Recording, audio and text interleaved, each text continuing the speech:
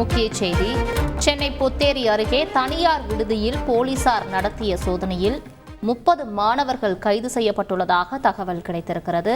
இது தொடர்பான மேலும் விவரங்களை தருவதற்காக செய்தியாளர் நவீன் இணைப்பில் இருக்கிறார்.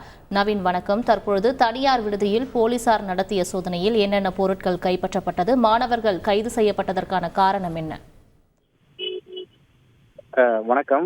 சென்னை அருகே இருக்கக்கூடிய பொத்தேரி பகுதியில் பிரபல தனியார் பல்கலைக்கழகம் செயல்பட்டு வருகிறது. இந்த பல்கலைக்கழகத்தில் தமிழகம் மட்டுமல்லாது வெளி மாநிலம் மற்றும் வெளிநாடுகளில் இருந்து சுமார் 10,000-க்கும் மேற்பட்ட மாணவ மாணவிகள் இங்கு படித்து வருகிறார்கள்.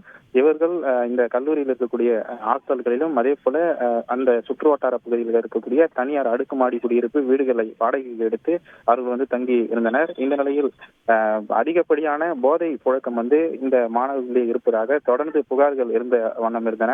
இதன் காரணமாக தாம்பரம் மாநகர காவல் ஆணையரின் உத்தரவின்படி இன்று காலை சுமார் 500-க்கும் மேற்பட்ட போலீசார் இந்த சுற்றுவட்டார பகுதிகளில் இந்த கல்லூரி மாணவர்கள் தங்கியிருக்கக்கூடிய அறைகள் மற்றும் விடுதிகளில் திடீர் சோதனையில் ஈடுபட்டனர்.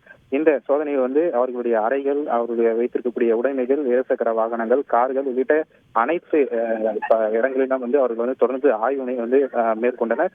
இதில் ஏராளமான இந்த கஞ்சா உள்ளிட்ட பொருட்கள் சிக்கியதாக தற்போது தகவல் வெளியாகி இருக்கிறது. அதே போல இந்த கஞ்சா அடிப்பதற்கு பயன்படுத்தக்கூடிய பொருட்கள், அதே போல கஞ்சா சாக்லேட்டுகள் என ஏராளமானவற்றை போலீசார் தற்போது கைப்பற்றி இருக்கிறார்கள். இதனை பயன்படுத்தி வந்த மாணவர்களையும் தற்போது கைது செய்து அவர்களை வேன் மூலமாக அழைத்து சென்று மறைமலை நகர் பகுதியில் இருக்கக்கூடிய தனியார் திருமண மண்டபத்தில் வைத்து அவர்களிடம் தொடர்ந்து விசாரணை நடத்தி வருகிறார்கள். இந்த கஞ்சா உள்ளிட்ட போதைப் பொருட்கள் இந்த மாணவர்களுக்கு யார் சப்ளை செய்கிறார்கள், இது எப்படி கிடைக்கிறது, தடை செய்யப்பட்ட போதைப் பொருட்கள் இந்த கல்லூரி மாணவர்களுக்கு வழங்குவது யார் என்ற கோணங்களில் போலீசார் தற்போது விசாரணை முடுக்கி விட்டிருக்கிறார்கள்.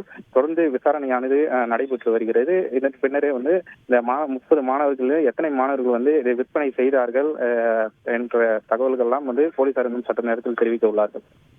முழு விவரங்களுக்கு நன்றி நவீன். செய்திகளை உடனுக்குடன் தெரிந்து கொள்ள உடனே சப்ஸ்கிரைப் பண்ணுங்க.